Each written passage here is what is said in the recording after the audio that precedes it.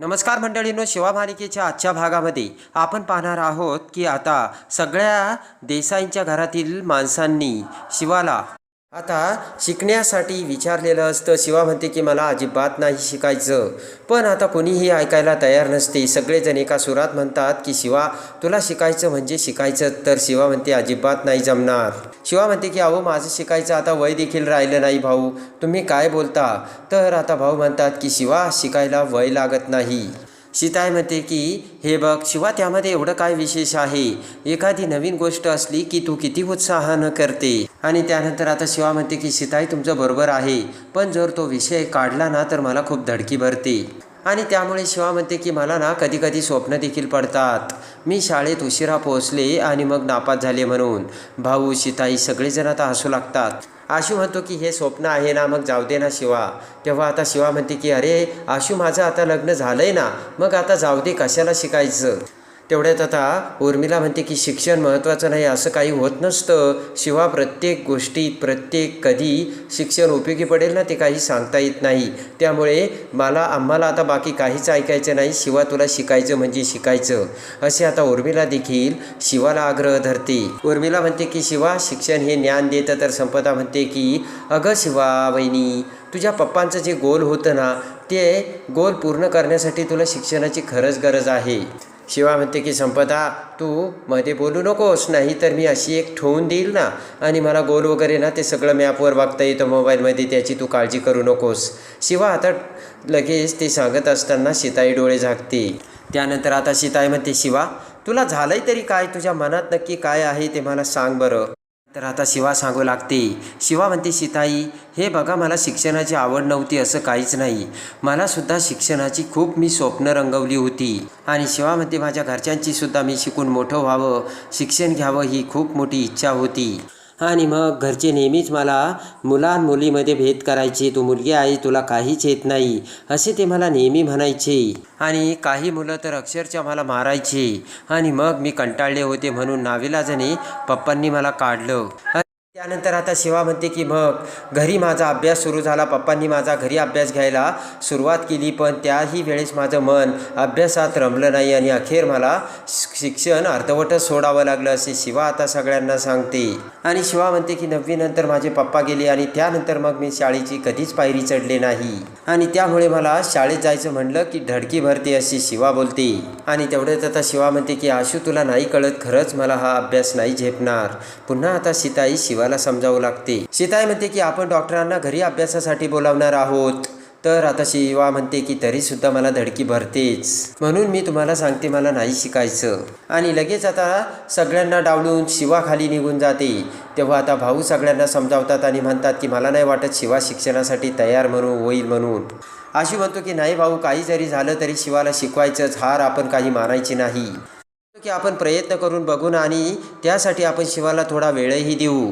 इकडे आता दिव्या तिच्या रूमला लॉक लावून जात असताना चंदन दिव्याला बघतो. पटकन आता चंदन दिव्याच्या पाठीमागे येतो आणि म्हणतो की दिव्या अगं ऐक ना, मला माहिती आहे की तू तुझा निर्णय बदलवला आहे आणि तू आता घरी येतेस आणि मी सगळं काही व्यवस्थित करील दिव्या. चंदन म्हणतो की दिव्या चल ना, आता तरी राग सोड.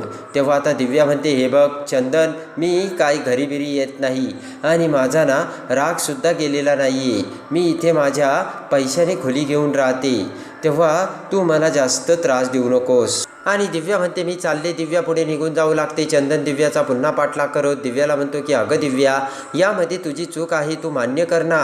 दिव्या म्हणते चंदन तू इथून जा बरं, तू त्यांची उगाच वकिली करू नकोस, मला आता त्यांच्याबद्दल काहीच ऐकायचं नाही आहे. दिव्या म्हणते की तुम्ही सगळ्यांनी मिळून मला दोषी ठरवलं आहे.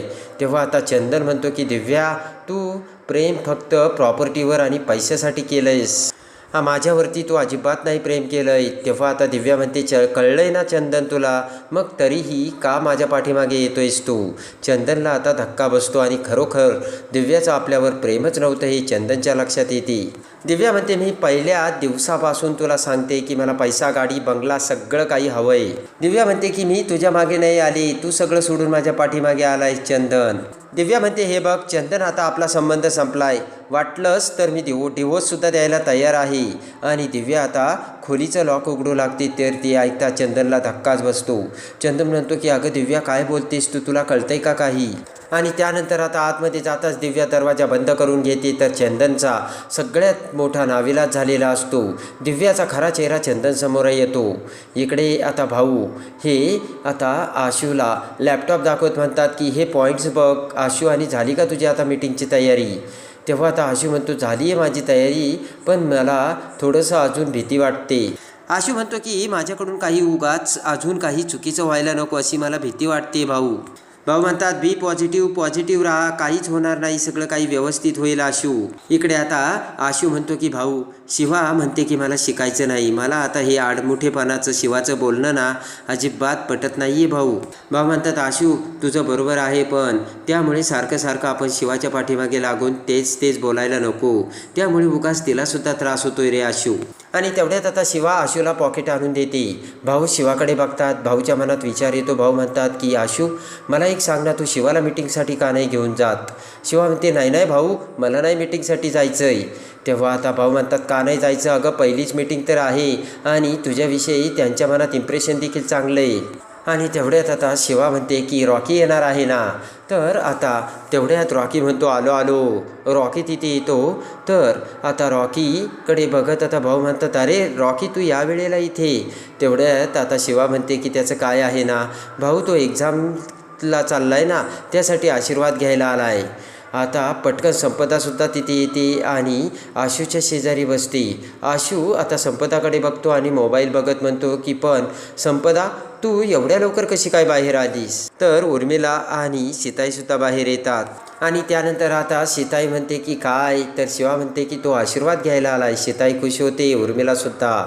तेव्हा आता आशू म्हणतो की फक्त आशीर्वादच घ्यायला आला आहे, रॉकी का अजून काही. पटकन आता संपदा लाजून आशूला पकडते आणि म्हणते की काही नाही. भाऊ म्हणतात बरं शिवा तू आवर बरं, जा तू मीटिंगला आशूसोबत. भाऊ म्हणतात की तू आत्ताच आलाय तेव्हा रॉकीला इथे थांबू दे शिवा आणि तू आवर. त्यानंतर आता शिवा म्हणते बरं ठीक आहे, मला थोडा आवरायला वेळ द्या, मी लगेच येते, आणि शिवा आवरायला निघून जाते. तेवढ्यात आता भाऊ शिवाला थांबवतात आणि म्हणतात की रॉकी हे बघ, शिवाला ना आता पुढचं शिक्षण करणं इथे शक्य आहे, तिच्यासाठी वेळही आहे, मग शिवाने शिक्षण करायला काय हरकत आहे. भाऊ म्हणतात की अरे रॉकी पण ती तर आमचं ऐकतच नाही आहे. भाऊ म्हणतात की आता रॉकी तूच बघ आणि तूच सांग. तेव्हा आता रॉकी म्हणतो की शिवा अगं हीच वेळ आहे ती शिक्षण घेण्याची, आणि तू मला सांगत होती ना शिक्षणाला वय नसतं आणि शिक्षण हे घ्यायचंच असतं. तेव्हा आता शिवा ही रॉकीला खुणावं लागते. रॉकी म्हणतो की शिवा तूच म्हणतेस ना कुठल्याही गोष्टीला उशीर होत नसतो म्हणून. तेव्हा आता उर्मिलासुद्धा आग्रह करत म्हणते शिवा सगळं काही तुझ्या हातात आहे आणि मदतीलासुद्धा आम्ही तुझ्यासोबत आहोत. आणि तेवढ्यात आता शिवा काहीही बोलत नसते, तर भाऊ विषय बदलवत म्हणतात बरं आशू तुम्ही आता मीटिंगला निघा आणि सगळं घेतलं ना बरोबर. तर आशू म्हणतो हो. आणि त्यानंतर इकडे आता आशू आणि शिवा दोघेही मीटिंगमध्ये येतात. आणि मीटिंगमध्ये येता क्षणी इकडे आता पटकन मीटिंगमध्ये CEO आता जे काही प्रोजेक्ट आशूने बनवलेले असतात ते सगळे लॅपटॉपवर बघतात आणि लगेच म्हणतात की वंडरफुल. त्यानंतर आता आशू खुश होतो. CEO म्हणतात की पण शिवा तुमच्यासोबत कशी. तर लगेचच आशू म्हणतो की तुम्हालाच माहितीच आहे शिवाने ह्या डीलसाठी किती मदत केली, आणि ती याच्यामध्ये तिला थोडंसं नॉलेजसुद्धा आहे, आणि मला वाटतंय ना ती या प्रोसेसमध्ये राहावी म्हणून मी तिला आणलं. तेव्हा आता CEO म्हणतात की अच्छा ठीक आहे. आणि तो प्रोजेक्टचा सगळा आराखडा बघून CEO म्हणतात की आपण लवकरच तुमच्या फॅक्टरीत भेटू. आता शिवा ही खुश होते, तर आशू आणि CEO एकमेकांच्या हातात हात देतात. आणि त्यानंतर आता आशू उठून जाऊ लागता क्षणी इकडे CEO पुन्हा आता आशूला थांबवतात आणि म्हणतात मला तुझ्याशी थोडं बोलायचं आहे. शिवा म्हणते की मी बाहेर थांबते. शिवा आता बाहेर जाते. तेवढ्यात आता CEO म्हणतात की आशू मला माहिती शिवानीने तुला निर्दोष मुक्त करण्यासाठी खूप प्रयत्न केले. आता बाहेर थांबलेल्या शिवाला ते सगळं आता CEOचं बोलणं ऐकू येत असतं. त्यानंतर आता CEO म्हणतात की पण हे डील मोठं आहे आणि यामध्ये मोठी मोठी माणसे आणि मोठमोठाले बिझनेसमनसुद्धा असणार आहेत. आणि त्यानंतर आता CEO म्हणतात की हे बघ तू वाईट वाटून घेऊ नकोस आशू, पण शिक्षणाच्या बाबतीत ना शिवाचं शिक्षण पूर्ण झालेले नाही आहे, आणि त्या दिवशी सेरेमनीमध्ये मला तिचा कॉन्फिडन्स शिक्षणाच्या बाबतीत थोडासा कमी वाटला. CEO म्हणतात की आपल्याकडे काही वेळेस खूप क्रिटिकल सिच्युएशन असतात आणि त्यावेळेस जर शिवाला मॅनेज करता आलं नाही तर म्हणून मी तुला सांगतोय म्हणजे तू अंडरस्टँड कर. तर आशू म्हणतो ठीक आहे मी विचार करतो. आणि लगेच आता आशू हा शिवाला घेऊन निघून येतो. इकडे आता गॅरेजमध्ये सगळी पाना गँग आता काम करून जेवढे पैसे त्या दिवशी जमा झाले ते मोजत असतात. तर तेवढ्यात आता चंदन तिथे येतो आणि खाली पडलेला एक खिळा आता चंदनच्या पायाला लागतो. चंदन आता वैतागलेला असतो. सगळी पाना गँग आता चंदनसमोर येते आणि म्हणते की चंदन भाई, काही प्रॉब्लेम आहे का? काही टेन्शनमध्ये दिसतोयस. चंदन आता त्या सगळ्यांकडे बघतो. पाना गँग म्हणते की चंदन, आम्हाला वाटतं की तू आमच्यापासून काही लपवतोयस. चंदन म्हणतो कुठे काहीच नाही लपवत. तर आता बॅटरी म्हणतो की चंदन, तुला दिव्याताई दिसली होतीस का? चंदन आता केसावरून हात फिरवतो आणि आता लगेच चंदन गप्प राहतो. तेव्हा पाना गँग म्हणते की नक्की काय झालं चंदन भाई? चंदन म्हणतो सोडा यार. तर पाना गँग म्हणते की सोडा काय झालं ते सांग चंदन भाऊ. चंदन म्हणतो काय बोलू, मला तर आता समजतच नाही दिव्या अशी का वागते म्हणून. आणि तेवढ्यात आता चंदन म्हणतो खूप काही वाईट बोलली रे मला ती, असं कसं बोलू शकतेस? तेव्हा आता लगेच सायनल सर म्हणतो की अरे ती तुला विसरली, तू तिची काय आठवण काढत बसलायस? स्टेफनी म्हणतो की चंदन तू विसरलायस का ती तुझ्यासोबत कशी वागली ते? स्टेफनी म्हणतो की या गोष्टीचं तू जरा भान ठेव आणि तिचा नाद आता सोड. आणि तेवढ्यात आता बॅटरी म्हणतो की जाऊ द्या, याचा ना देवदास झालाय, हा काही ऐकणार नाही. आणि लगेच आता चंदन म्हणतो म्हणजे तुम्ही काय म्हणताय? तर आता मात्र बॅटरीने सगळ्यात मोठा कानमंत्र आता चंदनला दिलेला असतो. आणि बॅटरी म्हणतो की हे बघा, तिने काही जरी केलं ना चंदन, तरीसुद्धा तुला काहीच फरक पडला नाही पाहिजे. चंदन म्हणतो मी दररोज तेच ठरवतो, पण दिव्यासमोर आली की मला काही आठवतच नाही. आणि त्यानंतर आता पाना गँग विचार करून पाना गँगने एक प्लान केलेला असतो आणि पटकन आता सायनल सरला साडी नेसवतात. आणि त्यानंतर आता चंदनचं तोंड पुढे करत आता पाना गँग म्हणतात हे बघा, तू अजिबात पाठीमागे बघू नकोस आणि तुझ्या पाठीमागे ना आता दिव्या आहे असं तू समज. आणि लगेच आता पाना गँग म्हणते हे बघ, आता दिव्याताई येते असं समज बरं का तू चंदन. आता पटकन स्टेपनी आता डोक्यावरती पदर घेऊन दिव्याचं सोंग करत तिथे येतो आणि म्हणतो की चंदन अरे मला लागलंय रे खूप, माझ्याकडे बघ. तर आता चंदन हसू लागतो आणि म्हणतो काय राव हे नाटक.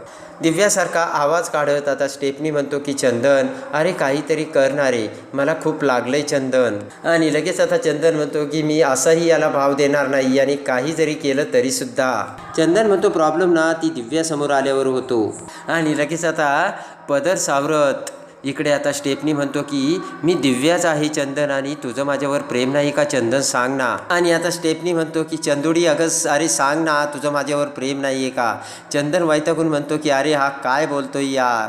पाना गँग आता हसू लागतात आणि म्हणतात चंदुडी बापरे. आणि लगेच आता चंदन म्हणतो की बस करा यार. स्टेपनी आता नाटक करत म्हणतो की चंदुडी अरे ये ना रे, तुझं माझ्यावर प्रेम नाही आहे का? इकडे आता CEO ऑफिसमधून आता आशू हा शिवाला घेऊन बाहेर गाडीजवळ येतो. शिवा आता शिवीच्या बोलण्याचा विचार करू लागते. तेवढ्यात आता आशू म्हणतो की काय झालं शिवा, तू आमचं बोलणं ऐकलंस का? पण जाऊ दे, तू एवढा वाईट विचार करू नकोस आणि टेन्शनही घेऊ नकोस, कारण माझी बायको काय आहे ना हे त्यांना अजून माहितीच नाही आहे. शिवा म्हणते ते चुकीचं अजिबात नाही बोलले आणि तोही बघितला आशू अवॉर्डच्या वेळेस काय झालं होतं ते. शिवा म्हणते की परत हे असं होऊ नये म्हणून काळजी तर घ्यावीच लागणार आहे ना, नाही तर परत त्याचा परिणाम डीलवर व्हायचा. आशू म्हणतो की तुला ना किती नॉलेज आहे हे त्यांना माहिती नाही. आणि आशू म्हणतो की ती ग्राउंड लेवलचा तुला किती एक्सपिरियन्स आहे ना हे त्यांना अजिबात नाही माहिती शिवा. आशू म्हणतो की जाऊ दे शिवा, तू ते अजिबात मनावर घेऊ नको. शिवा म्हणते कसं मनावर घेऊ नको? आज जर मी शिकलेली असते तर मला हे सगळं हँडल करता आलं असतं आशू. आणि लगेच आता आशू म्हणतो मी त्यांच्याशी बोलून घेतो. तेव्हा आता शिवा म्हणते नाही त्यांचंच बरोबर आहे. तेव्हा आता मी अभ्यासही करते आणि शिक्षणही घेते. ते ऐकताच आशू अवाक होतो. शिवाकडे बघत आशू म्हणतो की आर यू सिरियस शिवा? तर शिवा हसत म्हणते हो, मी शिक्षण घेण्यासाठी तयार आहे. तर आशूला खूप आनंद होतो. आणि लगेच आता आशू म्हणतो की आम्ही ज्या डॉक्टरला तुझ्या शिकवणीसाठी तयार केलं होतं त्याला ताबडतोब बोलून घेतो आणि हे सगळं ना खूप लवकरात लवकर सुरू व्हायला हवं शिवा. आणि लगेच आता शिवाच्या शिक्षणाची तयारी सुरू होते. आणि इकडे आता पाना गँगने सगळ्यात मोठा कानमंत्र चंदनला दिलेला असतो आणि त्यासाठी आता मोठा प्लान करून आता सगळेजण दिव्याच्या घराच्या दरवाजात येतात. पाना गँग लपून बसते तर चंदन आता दरवाजा वाजवतो. तेवढ्यात आता दिव्या बाहेर येते आणि दिव्या आता चंदनकडे बघत म्हणते की चंदन अरे का रे माझ्या माग लावलास? मी ना तुझ्यासोबत नाही येणार, तू मला सोडून दे, माझा विषय बंद कर. तेव्हा आता चंदन म्हणतो कोण तुझ्या पाठीमागे लागलाय? मी तुला काय वाटलं तुझ्या पाठीमागे तुला न्यायला आलोय? असं नाही आहे. आणि लगेच आता चंदन म्हणतो की तुझ्या या अशा वागण्याचा खूप सगळ्यांना त्रास झाला आहे दिव्या, आणि सगळ्यात जास्त त्रास मला झाला आहे. मला याची कल्पना आहे दिव्या, मी चुकलोय. चंदन म्हणतो की मला याचा पश्चातापही झाला आणि मी ती चूकही सुधारली, पण तू मात्र तुझी चूक ॲक्सेप्ट करायला तयारच नाही आहे दिव्या. चंदन म्हणतो याच गोष्टीचं मला वाईट वाटतं, आणि ज्या दिव्यावरती मी प्रेम केलं होतं ना, आणि त्यामुळे मी एक गोष्ट ठरवली आहे दिव्या, आणि मी हे ठरवलं आहे की आजपासून आपला संबंध तुटला. ती ऐकताच आता दिव्याला धक्का बसतो. चंदन म्हणतो मीही तुझ्याशी बोलायला येणार नाही, आणि आता तूही माझ्याशी बोलायला येऊ नकोस दिव्या. दिव्याच्या पायाखालची आता जमीन सरकते. चंदन म्हणतो की मीही प्रयत्न करेन, आणि तूही आता प्रयत्न कर. स्वतःची काळजी घे आणि सांभाळ आता स्वतःला, असे चंदन बोलतो. दिव्या म्हणते की म्हणजे तुला काय म्हणायचं? तर चंदन म्हणतो की तू प्रेग्नन्सीचं खोटं नाटक केलं आणि तेवढ्यावरच थांबली नाही. तू एकावर एक अशा चुका करतच राहिली दिव्या. स्वतःच्या स्वार्थासाठी तू दिव्या कोणत्या थराला गेली, आणि तुझ्या वागण्याचा सगळ्यांना किती त्रास झाला ना हे माहिती नाही आहे तुला दिव्या. अशा कडक शब्दात आता चंदनने दिव्याला ठणकावून सांगितलेलं असतं. आणि त्याच वेळेस आता दिव्याला बाय बाय करून चंदन तेथून जाऊ लागतो, तर दिव्याला बसतो तो मोठा धक्का. आणि चंदन जाऊ लागताच आता तेवढ्यात आता दिव्या खाली पडण्याचं नाटक करते आणि म्हणते की आई गं मला खूप लागलंय. चंदन थांबतो. तर आता दिव्या पाय दुखायचं नाटक करत म्हणते की मला चंदन खूप लागलं, जरा हात दे ना. चंदन आता पुन्हा दिव्यासमोर येतो आणि दिव्याला हात देतो, आणि पुन्हा आता चंदन दिव्याचा हात काढून घेत दिव्या खाली पुन्हा पडते. आणि लगेच आता चंदन म्हणतो की आजपर्यंत दिव्या तू हेच करत आली, आणि पाना गँग खूप खुश झालेली असते. आजपर्यंत चंदन म्हणतो तू हेच करत आली जे दिव्या, आणि ते म्हणजे इमोशनल ब्लॅकमेल. आणि त्यानंतर आता चंदन तेथून बाय बाय करत निघून जातो, तर दिव्याला सगळ्यात मोठा धक्का बसलेला असतो. तर आता चंदन हा अर्चनासोबत चंदनची अफेअर होऊन आता चंदन हा दिव्याला कसा कायमचा बाय बाय करतो, आणि ना घर की ना घाट की दिव्याला बनवून चंदन आता दिव्याला बाय बाय करून कसा निघून जातो, आणि अर्चनासोबत आता चंदनचे प्रेम होऊन दिव्या आता ना घर की ना घाट की होत चंदन हा अर्चनासोबत कसा आता प्रेमाने सुरुवात करतो, हे बघण्यासाठी आणि शिवा मालिकेच्या डेली अपडेट्ससाठी बेल नोटिफिकेशनवर क्लिक करून आपल्या चॅनलला लाईक करा, सबस्क्राईब करा.